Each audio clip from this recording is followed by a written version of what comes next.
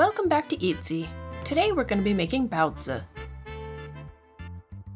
Baozi are steamed buns that are most commonly filled with pork or different types of vegetables. The history of baozi can be traced back to the late Han Dynasty, which lasted from about 206 BC to 260 AD. The Han Dynasty was notable for several different things, including the invention of paper, the use of water clocks and sundials to measure time, and the development of a seismometer. But we're pretty sure that none of that compares to the invention of baozi. It was rumored that baozi was invented by a famous military strategist. Seeing his soldiers suffering from the plague, he devised the food first as a symbolic offering to the gods, and then to the soldiers themselves to help alleviate their sickness. Dude was a military strategist, so he probably just figured that stuffing food into little bun bags was a convenient way for his soldiers to carry their lunch around. So let's jump right into it. We're going to start with 10 grams of yeast in a bowl. Crack in 1 egg, and pour in half a teaspoon of sugar. And finally a pinch of salt, or a third of a teaspoon if you want to get technical. Pour in 250 grams or 8.8 ounces of warm water. Stir it all up until it looks like this. Ew, that's gross!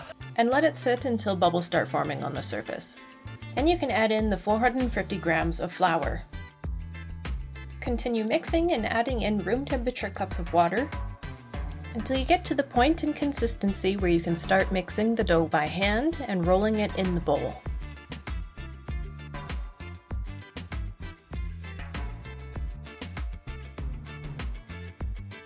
To get ours to look like this, we ended up using about 280 grams of water per every 450 grams of flour. So when you're done forming your dough into a ball, cover it with a lid or with saran wrap and set it aside to let it continue rising.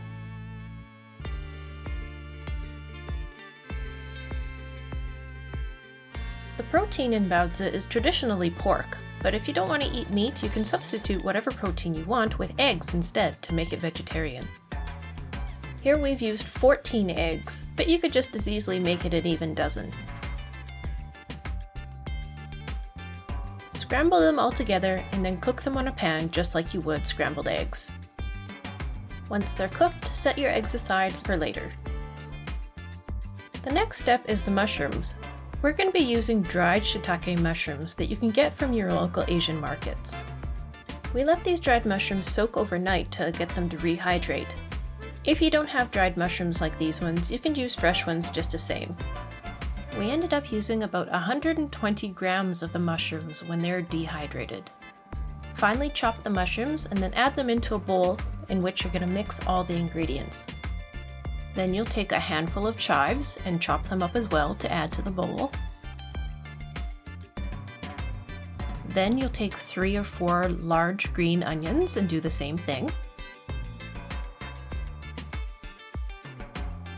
Next is the scrambled eggs that you made earlier. We're going to chop them up finely as well and add them to the bowl.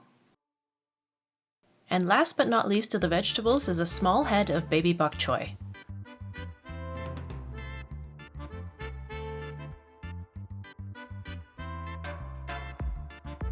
And now that you've got all your stuffing in a bowl, we're going to be adding some sauces to it. This is oyster sauce. But to make it a true vegetarian dish, be sure that you grab vegetarian oyster sauce. You're going to add 2 tablespoons of oyster sauce. Then you'll be adding 2 tablespoons of light soy sauce, and then a teaspoon of white pepper and a teaspoon of salt. Then mix all the stuffing together thoroughly. Now let's head back to the dough. After letting it rise, it should almost fill the bowl. Then take 25 grams or 0.8 ounces of baking powder and lightly sprinkle it over the top of the dough. Then, while periodically using flour to help with how sticky the dough will be, start rolling it into a ball again to free it from the bowl.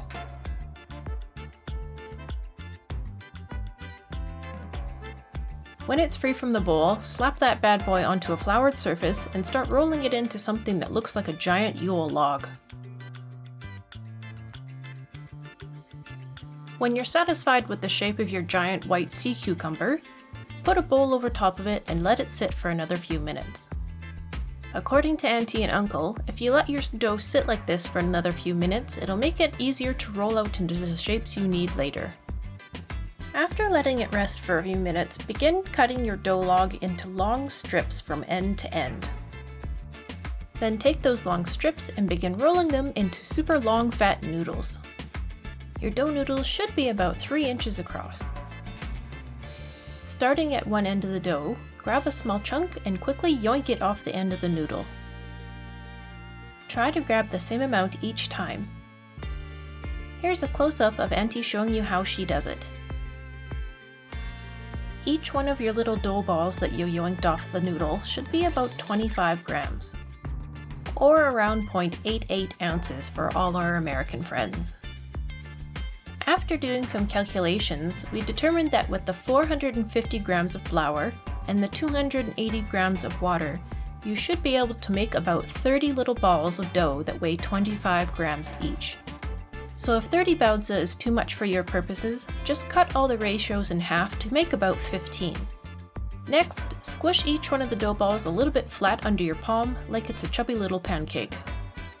Then, take each one of the chubby little pancakes and roll them flat underneath a rolling pin, like this, or with any other technique that you find easiest.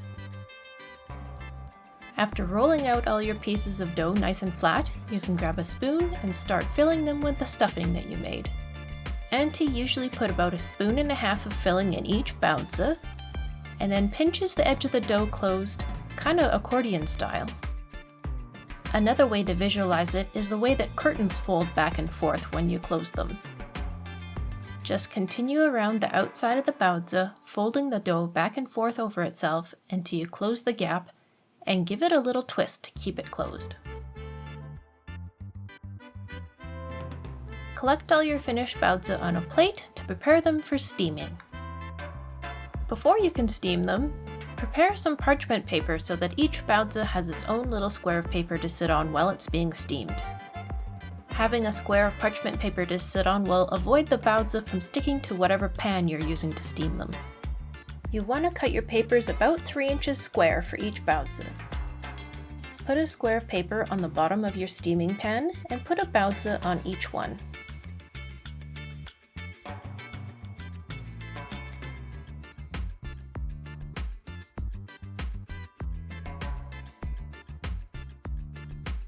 Auntie and Uncle had this gargantuan steaming pot because they're rock stars like that, but you don't need one this big, just anything that you can use to steam vegetables regularly.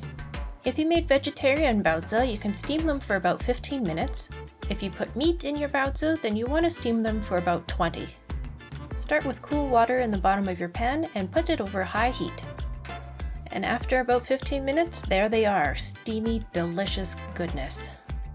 Though baozi are definitely filling in their own, here we've plated them alongside our hot and sour soup, the recipe for which you can find on our playlist.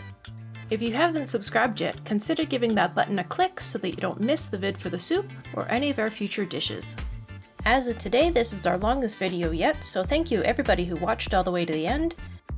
If you enjoyed this video, please give it a thumbs up. It lets us know that you enjoy this type of content. And please let us know if you tried either of these recipes down in the comments. And as always, thank you so much for watching.